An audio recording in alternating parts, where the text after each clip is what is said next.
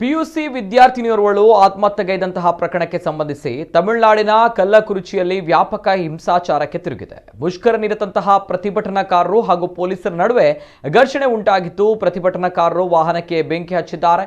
2 ದಿನಗಳ ಹಿಂದೆ ಇಲ್ಲಿನ ಸರ್ಕಾರಿ ಶಾಲೆಯ +2 ವಿದ್ಯಾರ್ಥಿನಿ ಆತ್ಮಹತ್ಯೆ ಮಾಡಿಕೊಂಡಿದ್ದು, ಆತ್ಮಹತ್ಯೆ ಪತ್ರದಲ್ಲಿ 2 ಶಿಕ್ಷಕರು ನಿಂದಿಸಿರುವುದಾಗಿ ಬರೆದಿದ್ದರು.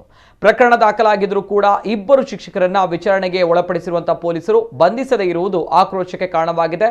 ಅಲ್ಲದೆ ಕೂಡಲೇ ಕ್ರಮ ಜರುಗಿಸುವಂತೆ ಮುಷ್ಕರ ನಿರತ ವಿದ್ಯಾರ್ಥಿಗಳು ಹಾಗೂ ಸ್ಥಳೀಯರು ಒತ್ತಾಯಿಸಿದ್ದಾರೆ.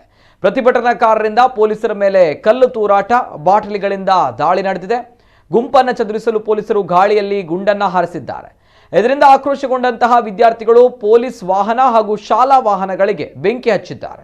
ಪೊಲೀಸ್ ಮಹಾನಿರೀಕ್ಷಕ ಪಾಂಡ್ಯನ್ ಸ್ಥಳಕ್ಕೆ ಭೇಟಿ ನೀಡಿದ್ದು, ಪ್ರದೇಶದಲ್ಲಿ ಬಿಗು ಬಂದೋಬಸ್ತ್ ಅನ್ನು ಏರ್ಪಡಿಸಲಾಗಿದೆ.